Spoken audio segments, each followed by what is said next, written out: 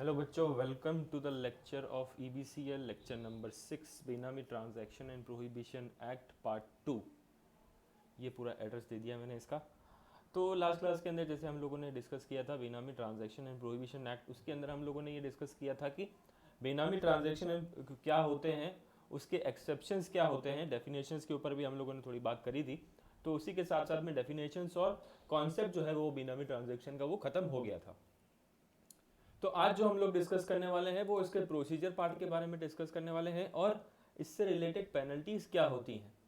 अगर कोई बेनामी ट्रांजैक्शन के अंदर एंटर होता है तो उसके ऊपर क्या पेनल्टी लगाई जाती है, उसकी प्रॉपर्टी को कॉन्फिस्केट किया जा सकता है क्या क्या या उसके अंदर बेनामी ट्रांजैक्शन के अंदर एडजुडिकेशन कैसे होगा, ये सारी बातें हम यहाँ पर आज डिस्कस करेंगे। उससे पहले मेरे कुछ सवाल हैं जो कि मैं चाहता हूँ कि इसी क्लास के अंदर डिस्कस कर लूँ। एक सिचुएशन है छोटी सी। रमेश एक पर्सन है जिसने 1 लाख रुपए इन्वेस्ट किए स्टॉक मार्केट के अंदर अपनी वाइफ के नाम पर, और ये 1 लाख रुपए जो हैं ये उसकी 5 साल की सेविंग का पार्ट है। और ये 5 साल की सेविंग जो उसने 5 साल में करी है, हर साल वो अपना ITR फाइल करता था और उस ITR के अंदर इनकम शो करता था कि मैंने इतना कमाया है, ये मेरी सेविंग है और ये मेरे टोटल एक्सपेंस वगैरह है, वो सारी डिटेल अपनी ITR के अंदर वो फाइल करता था। और उसके बाद में अपने ITR में फाइल करता था और उसने अपनी वाइफ के नाम से शेयर लिया।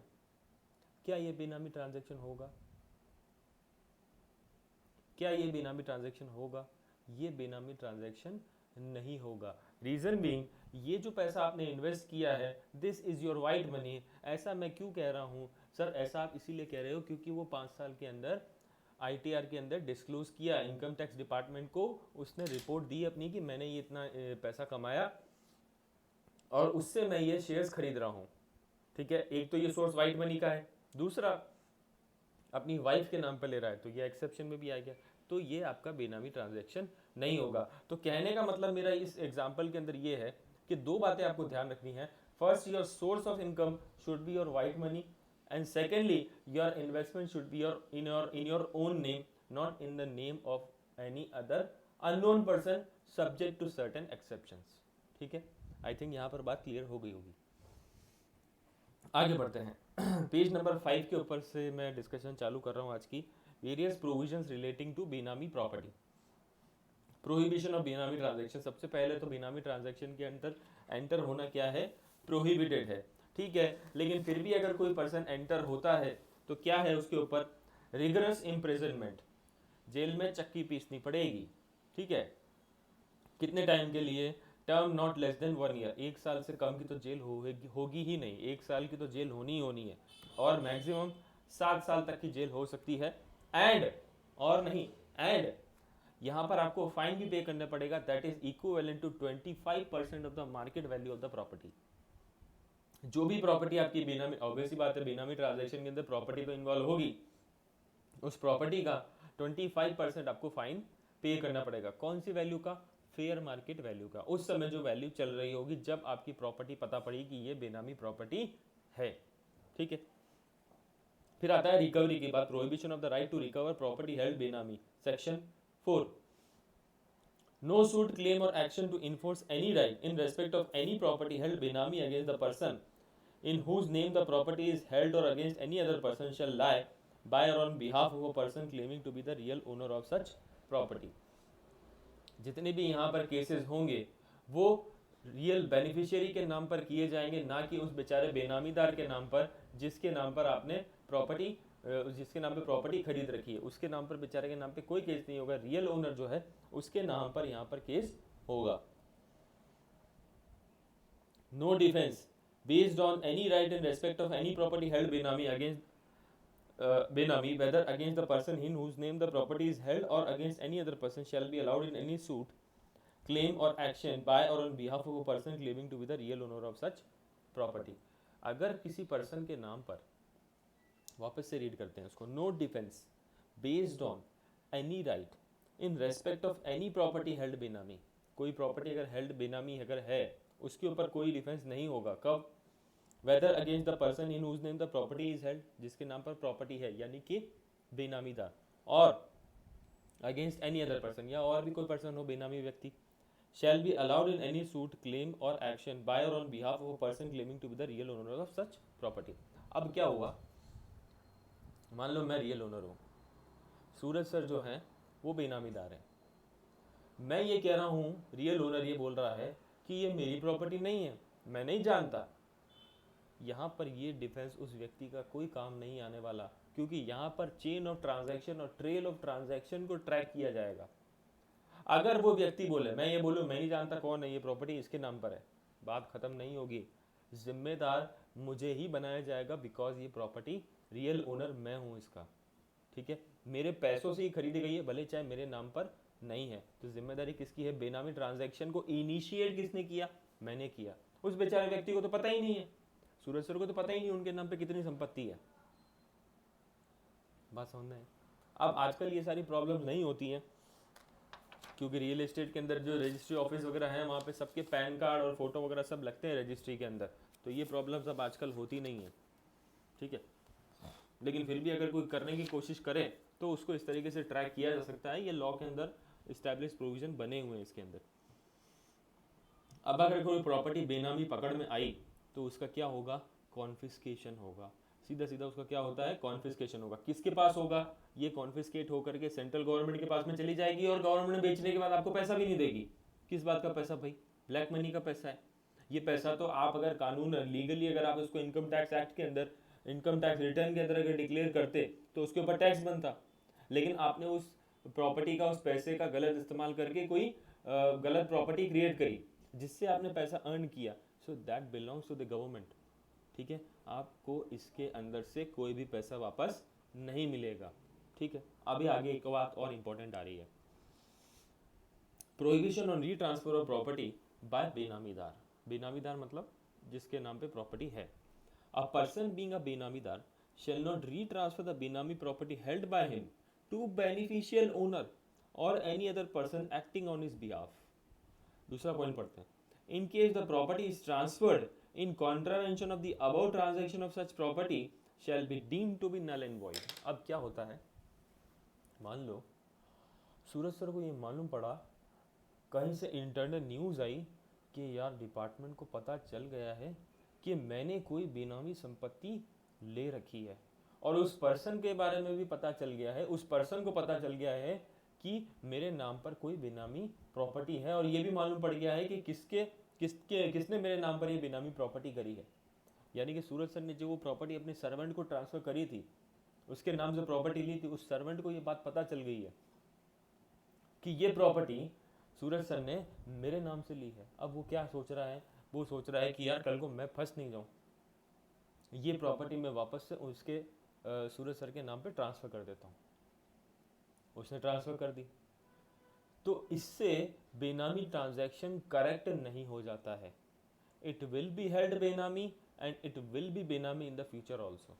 ये ट्रांसफ़र नल एंड वॉइड कहलाएगा। भले ही चाहे ट्रांसफ़र हो जाए, लेकिन फिर भी ये जो पूरा ट्रांजैक्शन है ये बेनामी ट्रांजैक्शन की कैटेगरी के अंदर ही फॉल होगा, क्योंकि अल्टीमेटली इसकी करेक्शन हो कैसे सकती है? इसकी करेक्शन तो ऐसे ही हो सकती है कि जिसका पैसा है उसी के नाम पर प्रॉपर्टी है।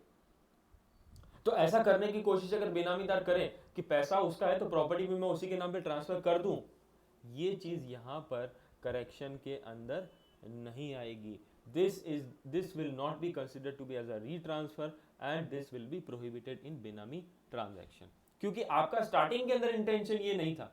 स्टार्टिंग के अंदर तो आपका इंटेंशन यही था कि मुझे इसको बेनामी की तरह ट्रीट करना है और अपने पैसे को ठिकाने लगाना है। अब आप उसको करेक्ट करवाने की कोशिश कर रहे हो, so your intention in future if changes will not amount to correction of a benami transaction, ठीक है।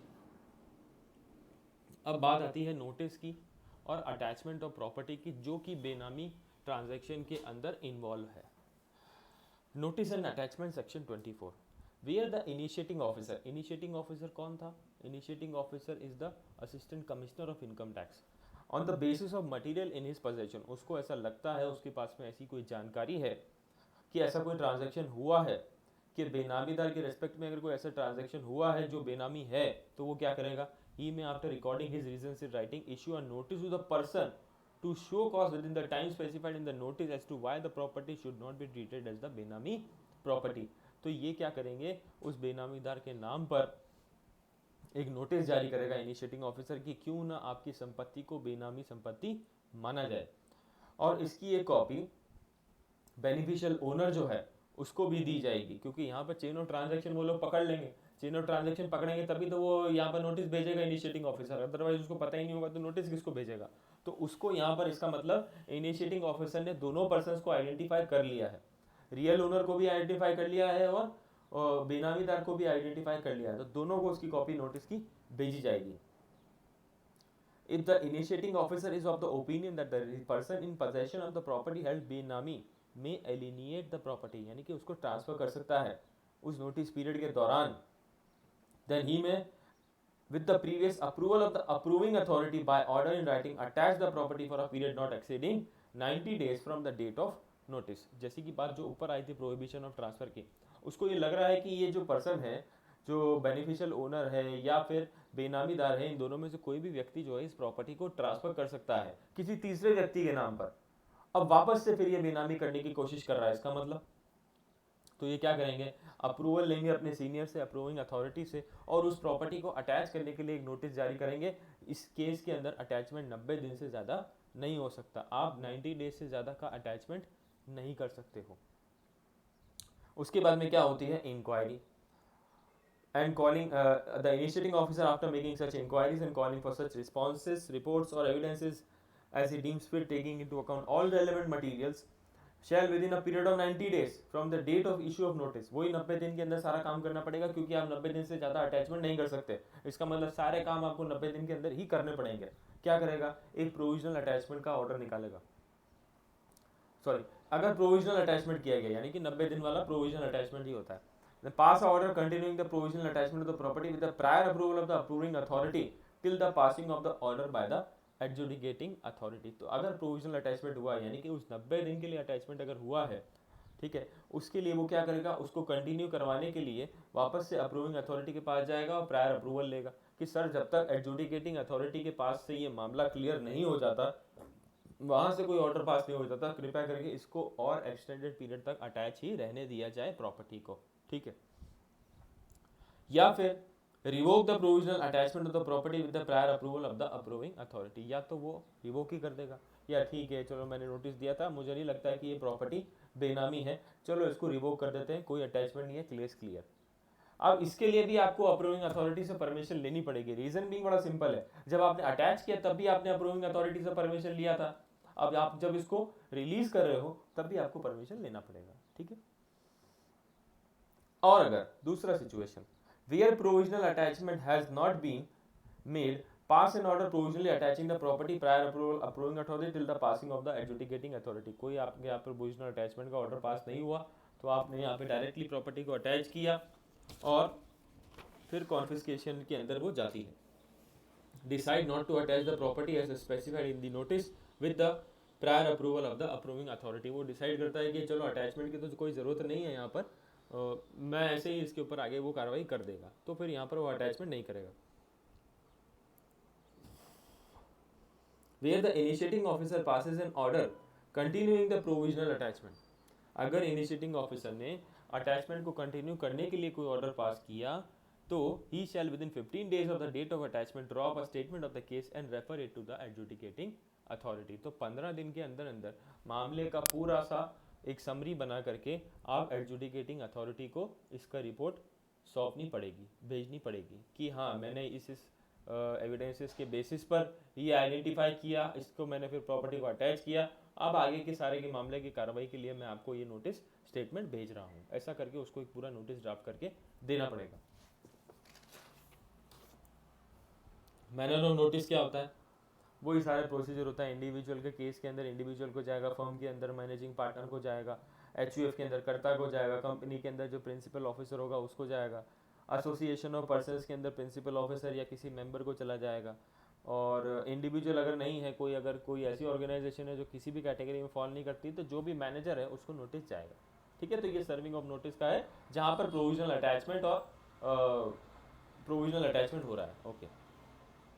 अब बात आती है एडजुडिकेशन की। एडजुडिकेशन का मतलब होता क्या है basically?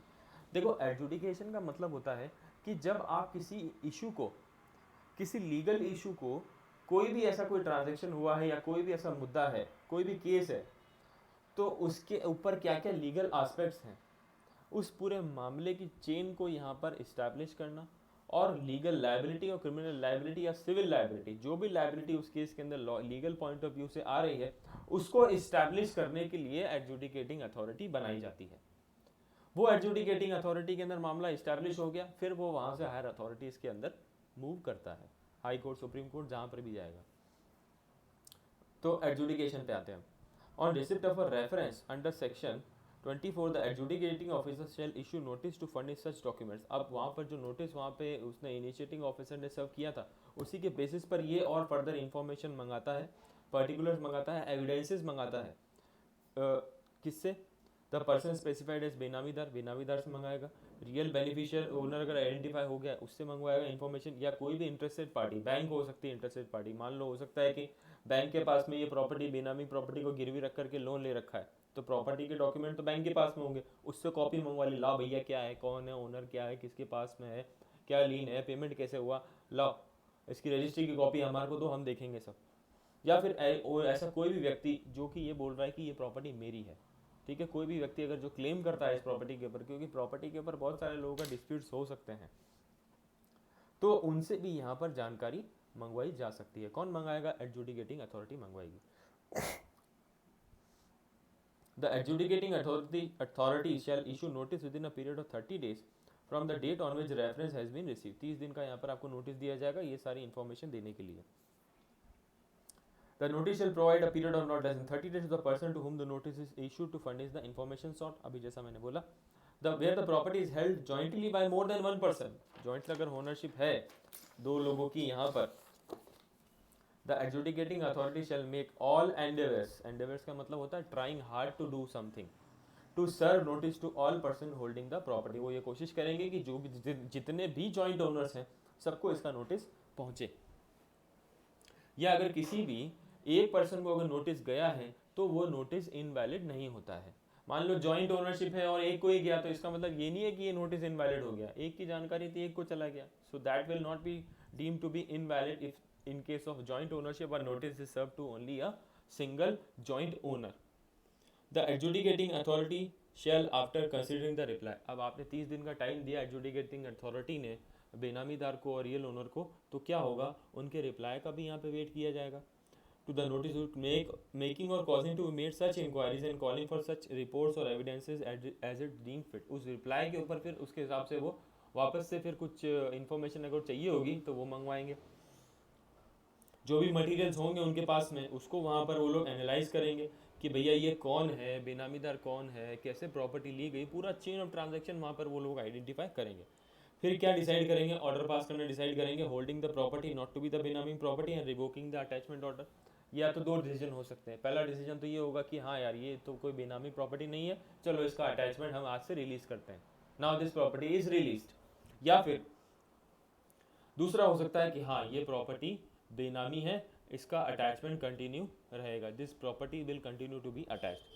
Where the adjudicating authority is satisfied that some part of the property in respect of which reference has been made to him is benami property, कुछ पोर्शन, सारी प्रॉपर्टी नहीं, कुछ पोर्शन जो है वो बेनामी है, but is not able to specifically identify which part. लेकिन अब ये पता नहीं पड़ रहा, मान लो 10 बीघा जमीन है, 10 बीघा में से कुछ पोर्शन उसको ये मालूम है कि बेनामी है, लेकिन कुछ पोर्शन ऐसा है जो कि पता ही नहीं पड़ पा रहा है कि बेनामी है कि नहीं है। तो उस केस के अंदर ही shall record a finding to the best of his judgement as to which part of the property is held benami. तो वो अपनी जजमेंट का इस्तेमाल करेगा, अपने नॉलेज और एक्सपीरियंस का इस्तेमाल करेगा, यूज़ करेगा, और ये डिसाइड करेगा कि कौन सा पार्ट बेनामी है और कौन सा पार्ट क्लीन है। तभी तो वहां पर वो ये डिसाइड कर सकते हैं कि अटैचमेंट कौन से पार्ट के लिए कंटिन्यू करना है और कौन से पार्ट के लिए रिलीज करना है। ठीक है,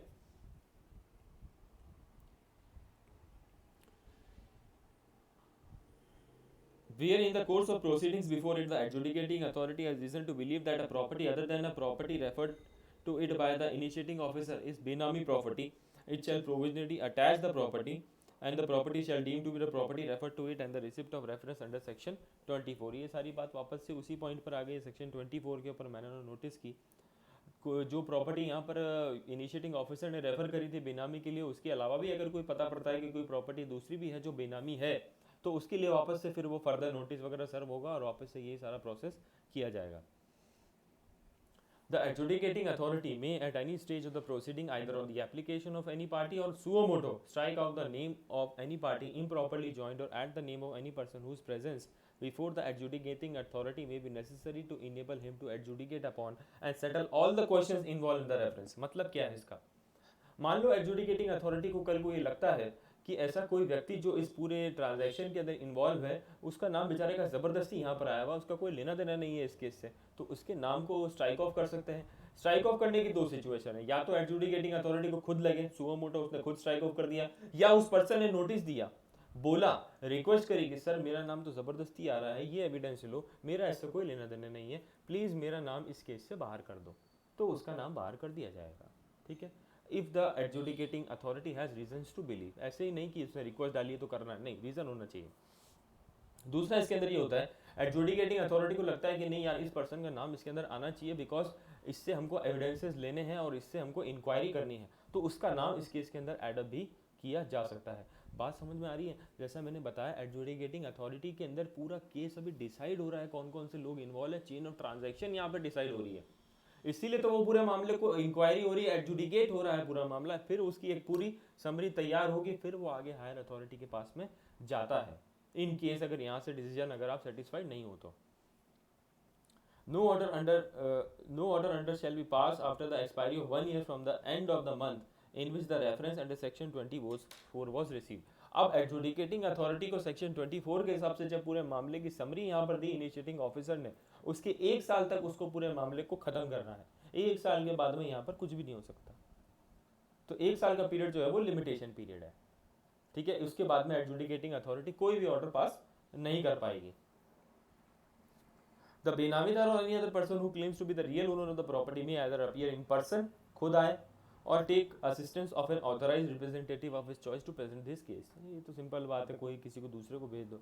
authorised representative mean that is authorised in writing, लिखित में दे दिया कि हाँ ये ऑथराइज्ड है, मेरे बिहाफ पर ये सारी बातें करेगा. सिमिलरली बेनामीदार के केस में भी ऐसा ही होगा. बीइंग, अच्छा यहाँ पे ऑथराइज्ड पर्सन कौन हो सकता है? बेनामीदार, पर्सन रिलेटेड टू द बेनामीदार हो सकता है, कोई शेड्यूल बैंक का रिप्रेजेंटेटिव हो सकता है, लीगल प्रैक्टिशनर हो सकता है, अकाउंटेंट हो सकता है, या ऐसी कोई भी एजुकेशनल क्वालिफिकेशन वाला पर्सन जिसकी एजुकेशनल क्वालिफिकेशन यहाँ पर स्पेसिफाइड है इस एक्ट के अंदर. ठीक है. अब हम आते हैं आगे कॉन्फिस्केशन पे. एक सेकेंड, आगे तो ठीक है.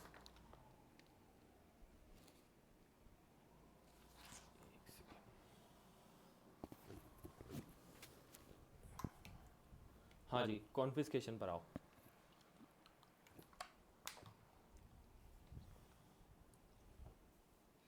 Where an order,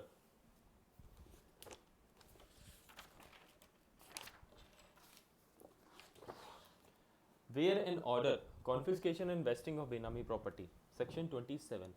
where an order is pass in respect of a property under section 26, यानी कि ये एडजुडिकेटिंग अथॉरिटी ने कोई ऑर्डर पास कर दिया कि हाँ भैया ये तो बेनामी प्रॉपर्टी है, अब उसका क्या होगा? अब उसकी होगी confiscation. That holding such property to be a benami, the adjudicating authority, after giving an opportunity of being heard, ये तो सब जगह ही होता है, to the person concerned make an order confiscating the property held to be a benami property. ये order यहाँ पर adjudicating authority ने पास कर दिया, अब इसकी होगी confiscation. Provided that where an appeal has been filed against the order of the adjudicating authority, the confiscation of the property shall be made subject to the order passed by the appellate tribunal. अब मान लो adjudicating authority के order से कोई person satisfy नहीं है, बेनामीदार या beneficial owner satisfy नहीं है, उसने ले जाकर के अपील डाल दी appellate ट्रिब्यूनल के अंदर, तो appellate ट्रिब्यूनल का जब तक कोई फाइनल डिसीजन नहीं आएगा तब तक प्रॉपर्टी कॉन्फिस्केट नहीं होगी. ठीक है. लेकिन एडजुडिकेटिंग अथॉरिटी के डिसीजन के बाद में कॉन्फिस्केशन के लिए एलिजिबल वो प्रॉपर्टी हो जाती है, प्रोवाइडेड यहाँ पर फर्दर कोई अपील appellate ट्रिब्यूनल के अंदर नहीं पड़ी हुई हो. अगर पड़ी हुई है तो फिर उसके डिसीजन के ऊपर कॉन्फिस्केशन का जो डिसीजन है वो डिपेंड करेगा. So nothing contained in subsection 1 shall apply to a property held or acquitted by a person from the benamidar for adequate consideration prior to the issue of notice under section subsection 1 of the section 24 without his knowledge of having knowledge of the बेनामी transaction. अब अगर कोई consideration involve है, पैसे दे करके खरीदा है, बेचा है, तो फिर बेनामी ट्रांजैक्शन का कोई यहाँ पर मतलब है ही नहीं। Where an order of confiscation has been made under subsection 1, all the rights and title in such property shall vest absolutely in the central government। सारे पावर्स उस प्रॉपर्टी से रिलेटेड किसके पास में चले गए? बेनामी प्रॉपर्टी से रिलेटेड सेंट्रल गवर्नमेंट के पास में चले गए, आपका कोई लेन देन नहीं है इसके अंदर। और जब सेंट्रल गवर्नमेंट के पास में ये प्रॉपर्टी पूरी ट्रांसफर हो जाएगी, सारे इनकम्ब्रेंसेस मतलब मान लो उस प्रॉपर्टी के अंदर आपने कोई लोन ले रखा है, उसको गिरवी रख करके, खत्म, लोन वोन सब खत्म। सेंट्रल गवर्नमेंट क्या लोन वाली प्रॉपर्टियां लेगी क्या? वो सारे लोन की लायबिलिटी खत्म हो जाएगी, बैंक भूल जाएगी अपना पैसा। अब बैंक और सरकार लड़े जो लड़े, सारी प्रॉपर्टी फ्री फ्रॉम ऑल इनकम्ब्रेंसेस किसके पास में चली जाएगी? सेंट्रल गवर्नमेंट के पास में, और उस व्यक्ति को बेचारे को कोई कॉम्पेंसेशन भी नहीं मिलेगा। ठीक है, थर्ड पर्सन के अगेंस्ट में अगर कोई राइट है, उसका भी यहाँ पर कोई लेना देना नहीं है, उसके सारे राइट नल एंड वॉइड हो जाएंगे। इसका मतलब थर्ड पर्सन से मतलब यहाँ पर क्या हुआ? थर्ड पर्सन से मतलब यहाँ पे हो गया फॉर एग्जांपल बैंक के भी सारे राइट इसके अंदर नल एंड वॉइड हो जाएंगे। ठीक है, Where no order of confiscation is made upon the proceeding under the act attaining finality, no claim shall lie against the government। कोई ऑर्डर अगर यहाँ पे नहीं हुआ कॉन्फिस्केशन का, कोई प्रॉपर्टी बेनामी के अंदर साबित नहीं हुई, तो फिर बात ही खत्म, कोई कॉन्फिस्केशन नहीं होगा। The administrator shall have the power to receive and manage the property in relation to which an order of confiscation under section 27 has been made in such manner and subject to such condition as may be prescribed। अब क्या होता है ना, कोई बड़ी property होती है, कोई बड़ा ट्रांजैक्शन होता है, तो यहाँ पर एक एडमिनिस्ट्रेटर को अपॉइंट किया जाता है, उसको यहाँ पर पावर दी जाती है कि तुम्हारे को जो करना है प्रॉपर्टी मैनेजमेंट से related during the period of attachment, ये आप संभालोगे सारा काम।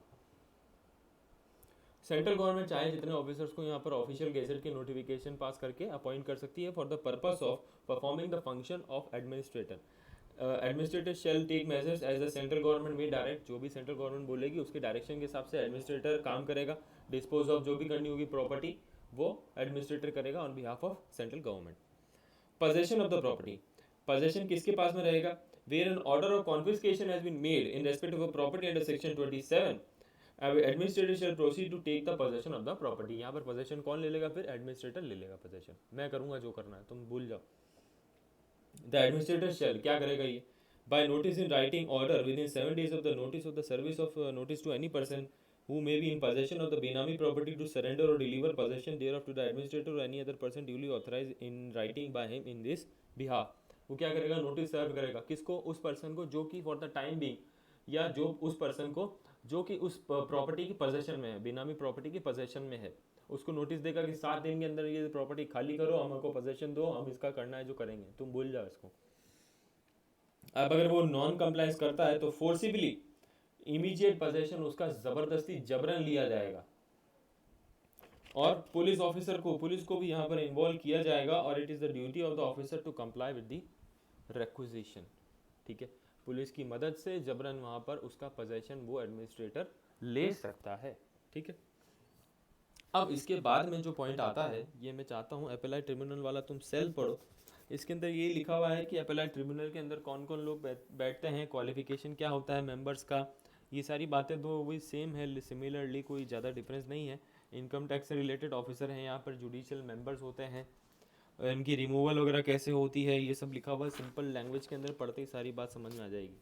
कोई मेंबर अगर किसी कमेटी के अंदर नहीं है या कम है, तो इसकी वजह से मीटिंग अपेलाइट ट्रिब्यूनल के कॉन्स्टिट्यूशन के ऊपर या उसकी प्रोसीडिंग्स इनवैलिडेट नहीं हो जाती। मान लो 4 मेंबर रखने थे, 3 ही अपॉइंट हो पाए हैं, तो कोई प्रोसीडिंग इनवैलिडेट नहीं होगी उस वैकेंसी की वजह से। फिर आता है अपील टू हाई कोर्ट। अब अगर आप अपेलाइट ट्रिब्यूनल के डिसीजन से भी अगर सेटिस्फाई नहीं हो, तो आप उसके डिसीजन से 60 दिन के अंदर अंदर हाई कोर्ट के पास में अपील कर सकते हो। ये बात यहाँ पर लिखी हुई है। तो हाई कोर्ट वाला पॉइंट भी सिंपल है, इसको भी एक बार रीडिंग मार लेना, ये भी प्रोसीजर के अंदर ही आएगा तुम्हारा। फिर आता हूँ मैं स्पेशल कोर्ट के ऊपर। सेंट्रल गवर्नमेंट क्या करती है, in consultation with the chief justice of high court, specially बेनामी ट्रांजैक्शन से डील करने के लिए, इनकी प्रोसीडिंग्स को डील करने के लिए एक स्पेशल कोर्ट यहाँ पर बनाई जाती है, ताकि फास्ट ट्रैक किया जा सके मामलों को।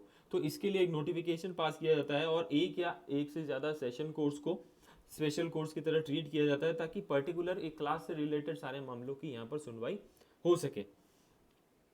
The special court may also try an offence other than those specified under this act and with which the accused may under the code of criminal procedure shall be charge the same trial.